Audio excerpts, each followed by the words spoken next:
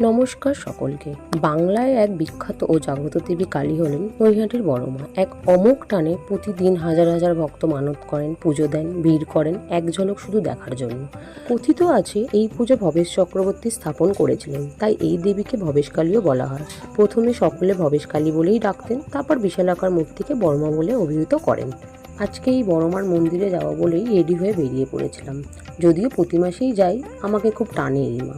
আমি যাব লিলুয়া থেকে, তাই চুচুড়ার টিকিট কেটে ব্যান্ডেল লোকাল ধরে ট্রেনে উঠে পড়েছিলাম। ট্রেন মোটামুটি ফাঁকাই ছিল, আর এই যে কাঁচা মশলা মাখানো আমলকি কিনে নিয়েছিলাম, এটা খেতে খুব ভালো লাগে আমার। দেখতে দেখতে অনেকগুলো স্টেশন পেরিয়ে চলে আসি চুচুড়া। আরও অন্যভাবেও যাওয়া যায়, আমরা এই পথেই যাই। চুচুড়া থেকে অটো করে চলে গেছিলাম চুচুড়া ঘাট। সেখান দিয়ে টিকিট কেটে আমরা উঠে পড়ি লঞ্চে। 5 মিনিটের মধ্যে পৌঁছে গেলাম নৈহাটি বড়মা ফেরিঘাট। ফেরিঘাট দিয়ে মন্দির 5 মিনিটের হাঁটা পথ। পৌঁছে গেছিলাম মন্দিরের কাছে। এরপর মায়ের ডালা কিনে চলে গেছিলাম মন্দিরের ভিতরে। নৈহাটিতে বড়মার এটি হলো স্থায়ী মন্দির। এখানে নিয়মিত পুজো হলেও পূর্বে যে জায়গায় রক্ষাকালী পুজো করা হতো কালী পুজোয়, সেখানেই প্রতি বছর মৃন্ময়ী রূপে প্রতিষ্ঠা করা হয়, সেখানেই পুজো করা হয়। আমাদের পুজো দেওয়া কমপ্লিট করে একটু গঙ্গার কাছে চলে গিয়েছিলাম, আবার একই পথে আমরা চলে আসি চুচুড়া ঘাট। আর এখানে এলেই এই অরুণ আইসক্রিম আমাদের ফেভারিট, তাই খেতেই হবে।